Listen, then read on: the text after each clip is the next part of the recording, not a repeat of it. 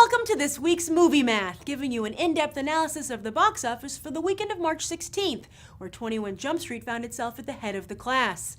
Not bad for a high school comedy, which ironically nobody in high school can go see due to its R rating. But that didn't stop 21 Jump Street, which opened on par with other notable R-rated comedies like Knocked Up, Superbad, Wedding Crashers, and last year's Bad Teacher. Yet The Hangover still remains valedictorian. This is Channing Tatum's second big hit of the year and a great follow-up to Jonah Hill's Oscar nomination. In fact, the 1-2 punch is a much-needed act of redemption for Hill, whose career was flagging with The Sitter, Cyrus, and Get Him to the Greek, not to mention the short-lived Alan Gregory.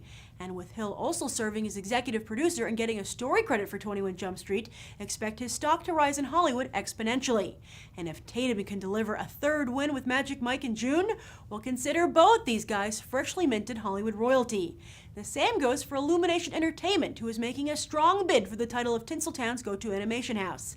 Yes, while Pixar has been recently faltering, Cars 2, no nod for this year's Best Animated Feature Oscar, and losing the Best Animated Shorts Oscar, the Lorax continues to perform at the box office. And while for Disney it all started with a mouse, it seems Illumination Entertainment is aware its sweet spot is Dr. Seuss.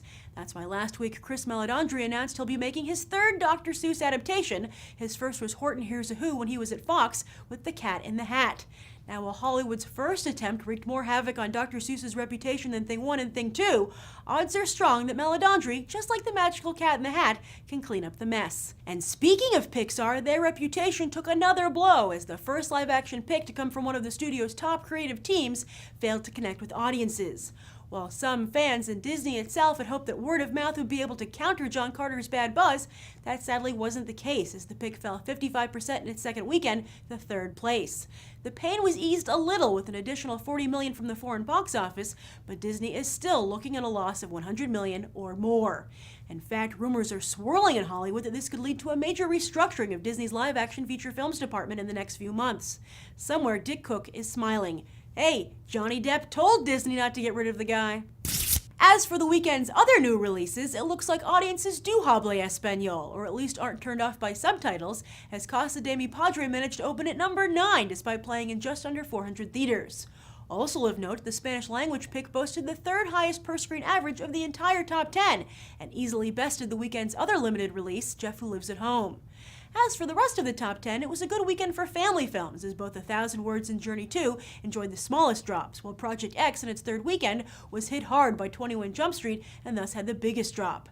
But this coming weekend, every movie is going to get an arrow through the heart as The Hunger Games finally hits theaters. Industry analysts are calling pre-release tracking for the film stupid good, and that thanks to strong male appeal, it's tracking on par and perhaps even better than the last Twilight installment. Hey, that's the industry's comparison, not mine. I know you guys hate the Twilight Hunger Games comparisons, but you gotta remember this is how Hollywood is seeing the films.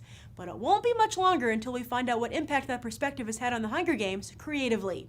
And while no big movie is brave enough to enter the arena with Katniss, Sony Classics is going for a bit of counter-programming as The Raid finally hits US theaters, but in limited release. And that's the weekend box office. I'm Grace Randolph, and we just did some movie math. As always, thanks for watching, and I also hope you'll go beyond the trailer for these other top movies.